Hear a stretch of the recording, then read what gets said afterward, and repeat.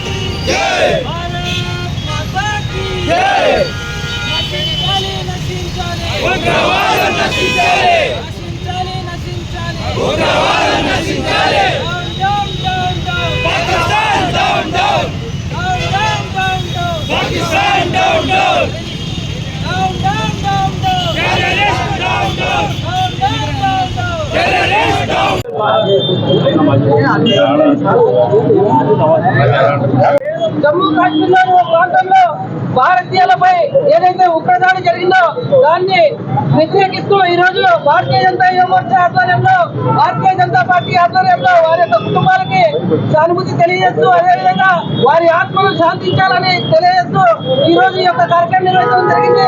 ఈ యొక్క కార్యక్రమానికి విచ్చేసినటువంటి బీజేపీ రాష్ట్ర కార్యవర్గ ప్రత్యేక ఆహ్వానితులు రమేష్ గారు మాట్లాడుతారు. భారత్ మాతాకి ఈరోజు ప్రపంచ దేశాలన్నీ మూకుమ్మడిగా ఖండించిన సంఘటన ఇది. భారతదేశము ఫైట్ చేయడానికి చేతకాక ఒక పిరికి పందలాగా ఒక సామాన్య ప్రజానీకం మీద వాళ్ళ అస్త్రాన్ని ఉపయోగించినారు. ఎవరికి లాభం ఇది? ఒక మనిషి ప్రాణం తీయడమే వాళ్ళ ఆశయం అయితే ఆ మనిషి యొక్క రక్తం ఈ మనిషి యొక్క రక్తంలో గ్రూపులు ఉన్నాయేమో కానీ మనిషిలో మానవతంలో మతంలో మనం ఎక్కడా లేదు. We are Indians. కానీ భారతదేశ ప్రజలు ఎవ్వరు కూడా దీన్ని సహించరు.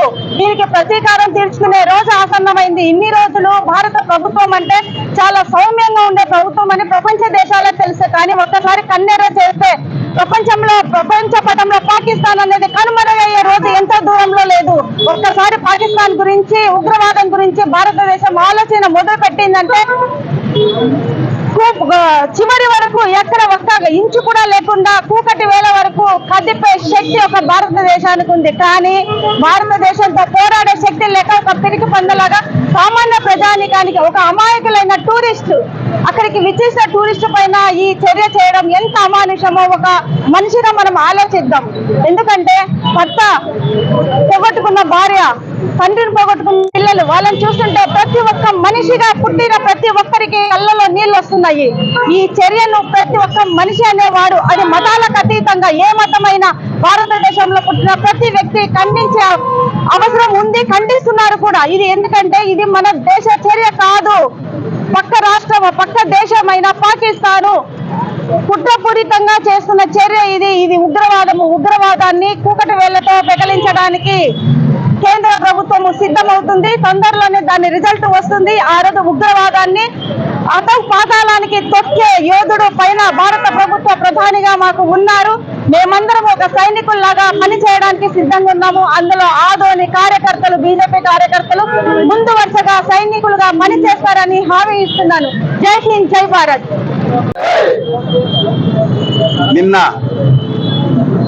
జమ్మూ కాశ్మీర్ పహల్గాం టూరిస్ట్ స్పాట్ లో జరిగిన ఉగ్రవాద దాడుల్లో 28 మంది భారతీయులు చనిపోయారు. వారి టెర్రరిస్ట్ యాక్టివిటీ ఖండిస్తూ ఈరోజు ఆదోని పట్టణంలో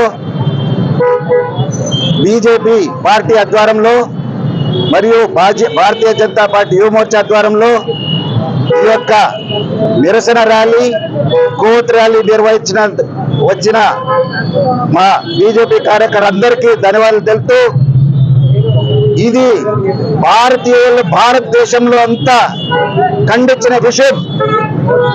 ఇది భారతీయులే కాదు, దేశ విదేశాల్లో కూడా ప్రతి ఒక్కరు నిరసన తెలుపుతున్నారు, ఖండిస్తున్నారు.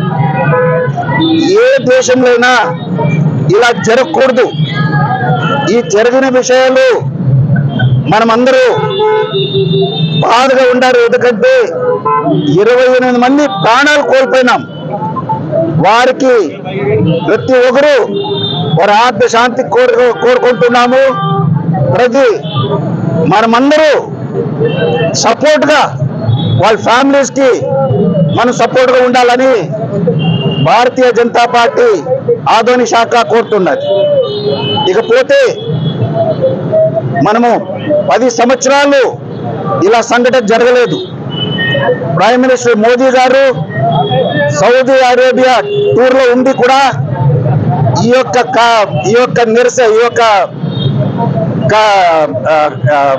షూటింగ్ జరిగినందుకు వారు ఇమీడియట్లీ వచ్చి దీని ప్రత్యేకంగా అమిత్ షా గారు కూడా శ్రీనగర్ వెళ్ళి ఈరోజు బేల్గాం స్పాట్ గా చూసి చాలా బాధకర విషయం చెప్తారు. వాళ్ళ ఫ్యామిలీస్ అందరినీ చూస్తా ఉంటే చాలా బాధకర విషయం.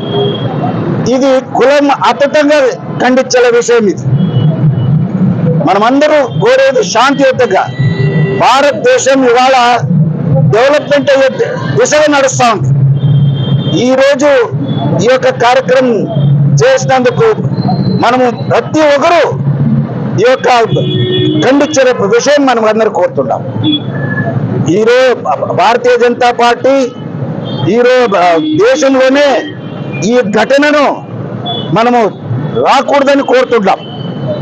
ఎందుకంటే ప్రశాంతంగా జీవితం గడిపేటప్పుడు ఇలాగ చేస్తే చాలా బాధగా విషయం ఉంటుంది.